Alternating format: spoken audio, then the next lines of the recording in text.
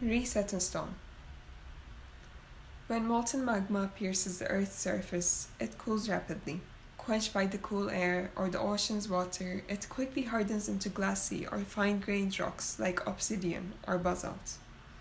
But when magma is contained by overlying rock and pressured from below, it cools more slowly.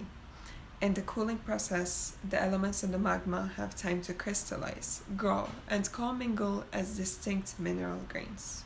This slow organization and cooling under pressure makes the coarse-grained rock that we recognize as granite. Like all other subterranean resources, such as limestone, sandstone, or dolerites, the granite below British soils is privately owned, waiting to be uncovered, blasted, crushed, heated, and mixed with bitumen to find their place as aggregates in constructions. And the framework behind this endless downcycling of minerals lies in misguided policies. In this context, could we value and promote the inherent qualities of mineral resources as finished building materials and reject to transform them until they become waste?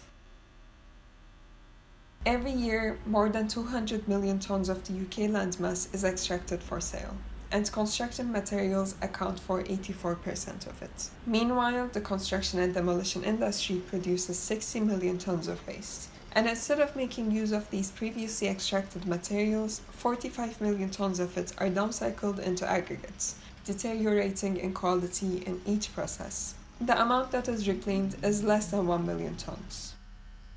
The building culture is conditioned to transform the mineral resources through high energy consuming processes, resulting in materials such as concrete with high levels of embodied carbon. While this production takes place behind factory walls in distant lands, the resulting materials have no visible link to their sources, becoming a seemingly never-ending resource that can always be obtained off the shelf. But most of these resources have sufficient structural qualities in their raw form, as dimension stone, produced in a much simpler process while offering an opportunity to be reused without further processing. As opposed to common perception, this simplification in construction also means lower costs. Sustainable strategies in the construction industry should start with changes in policy. This includes encouraging the production of dimension stone over aggregates, supporting reuse in construction, and removing limitations on stone construction and building regulations. All quarries which produce crushed rock can also produce dimension stone. However, the National Planning Policy Framework regards dimension stone quarries as a small-scale industry, which only serves the heritage market, leading to large-scale aggregate producers to monopolize the building materials industry and limiting their production to only 1 million tons a year. As repeatedly demanded by the Mineral Products Association, the NPPF should not restrict the ability of dimension stone companies to grow their operations. When implemented, shifting towards a stone-centered construction culture would not mean opening new quarries. It can happen with the resources we already have. And the spatial response to this proposed framework can happen with increasing the number of storage spaces for reclaimed building materials. In recent years, with the increase of land prices in urban areas, the existing salvage yards have been driven out of the cities, adding to the shortage of storage spaces, further restricting the demand for reused materials.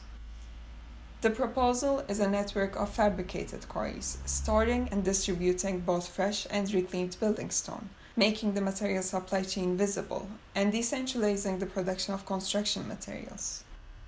Over time, the fabricated quarries are fed with building stones produced locally, hence they become a displacement of the subterranean geology above the ground. As they contain resources from both above and below the ground, their operation involves stakeholders from both sides. In October 2013, residents from all around the UK were sent out letters by Land Registry, stating the former feudal lord of their freehold land is claiming ownership on the minerals below their properties. These overriding interests were made transparent to the general public with a change in land law in 2002. Bringing together a wave of discussions around their validity, and in consequence, parliamentary evidence, revealing that these arcane rights are still being exercised today for the extraction of minerals. In the UK, the ownership of minerals is assumed to lie with the owner of the surface land, although in often cases they have been severed from the surface, with minerals being sold as freehold separately, or have been retained as manorial rights. As a result, buying mineral rights for profiting from their exploitation is a form of investment. The commercial and corporate ownership data published by Land Registry is a source of information for identifying the addresses registered under UK corporations. By analyzing this data and corresponding it with the cadastral map, it is possible to pinpoint parcels with mineral titles and their owners. The long list includes owners ranging from private companies to the royalty. The project proposes to use the land assets of the large corporate mineral rights holders as sites for the fabricated quarries, in return for their profits from the exploitation of common resources. For proximity to construction and demolition sites, these lands are first filtered down to urban areas, and then to unbuilt parcels. Some of the identified sites include regions of dolomite in Durham, sandstone in East Staffordshire, and limestone in Northamptonshire. As the fabricated quarries become sources for building stones for their localities by storing and distributing the material, their structures themselves are built with stone. The proposed spaces are in a constant state of construction and dismantling as the structure becomes a form of storage. All selected sites follow a sequence of increasing access to surrounding transport routes, followed by the placement of a permanent grid of post-tensioned columns for guiding the future temporary structures. Then the positioning of a linear overhead crane to transport materials across the site, which also becomes a central path for both the stones and the users. As the stones accumulate over time, the inhabited space expands within the site. The temporary components of the fabricated quarry vary from traditional masonry structures at larger scale to post-tensioned columns, beams, and floor slabs. The variation of methods become an opportunity to showcase the potentials of stone construction for their next destinations. As the sourcing of the building materials turns into a more deliberate process as opposed to using anonymous materials like concrete or steel, the material supply chain becomes more visible and participatory to the inhabitants. The fabricated quarries exhibit the stones as raw materials, building components, and a continuous part of the urban environment at the same time. While the context in which the distributed network of sites operates vary in urban density, accessibility, and plot size, they all follow the same spatial arrangements. The project advocates for the use of massive stone as a structural element, as opposed to stone veneer as cladding. As the stone blocks become larger, the amounts of energy consumed in production gets lower, hence resulting in lower carbon footprints. Since the characteristics of stone is far from standard, the varying qualities of the stones guide their area of use within the structure. You have to be careful what the stone is looking to do. If you're looking to work the stone as a traditional dry stone wall, where you've got a wall built using no mortar and a footing, you can use quite a lot of the stone that's available, if not all of it.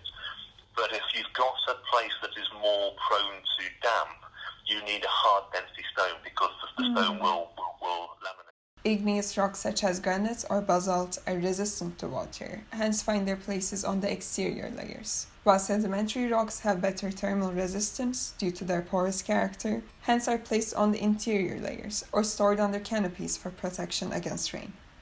But what will happen to that before too long is that. So, and after that, something a bit more like that. It's just like waiting. All of this is just waiting for some kind of job. The fabricated quarries collect reclaimed building stones from dismantled buildings, varying in type, size, and shape. While this leads to designing a system that incorporates irregular blocks in a single building component, it also becomes an opportunity to find an area of use for surplus material produced in quarries and have been left to decay after not finding any clients.